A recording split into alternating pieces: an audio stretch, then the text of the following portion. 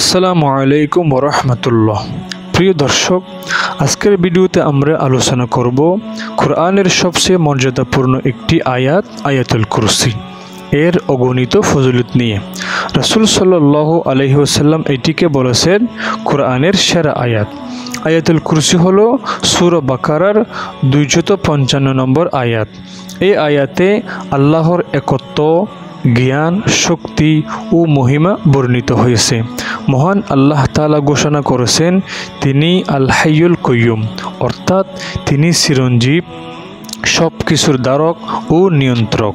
তাকে তন্দ্রা বা ঘুম স্পর্শ করে না। আসমান ও জমিনের সব কিছুই তারই।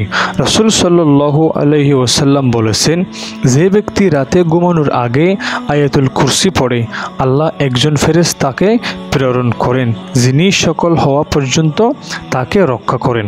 রাসূল সাল্লাল্লাহু আলাইহি ওয়াসাল্লাম আরও বলেছেন, যে ব্যক্তি প্রত্যেক ফরজ নামাজের পর আয়াতুল কুরসি পড়বে, তার জান্নাতে প্রবেশের পথে একমাত্র প্রতিবন্ধক হবে মৃত্যু।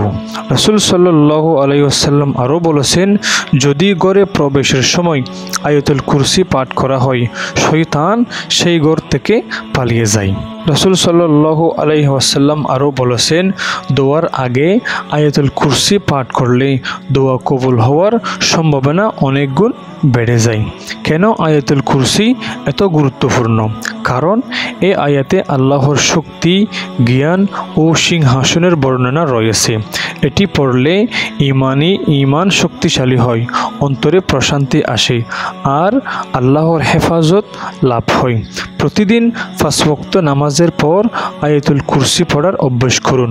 ঘুমানোর আগে আয়াতুল কুরসি পড়ুন। নিজের ঘরে প্রবেশের সময় আয়াতুল কুরসি পড়লে শয়তান আপনার ঘরে প্রবেশ করতে পারবে না। প্রিয় দর্শক, আয়াতুল কুরসি শুধু একটি আয়াত নয়, এটি একজন মুসলিমের জন্য এক অসীম নিরাপত্তা, রহমত ও জান্নাতের চাবি। আজ থেকে নিয়মিত পড়া শুরু করুন। ভিডিওটি ভালো লাগলে লাইক, শেয়ার ও কমেন্ট করতে ভুলবেন না। আর ইসলামী ভিডিও পেতে চ্যানেলটি সাবস্ক্রাইব করে পাশে থাকুন।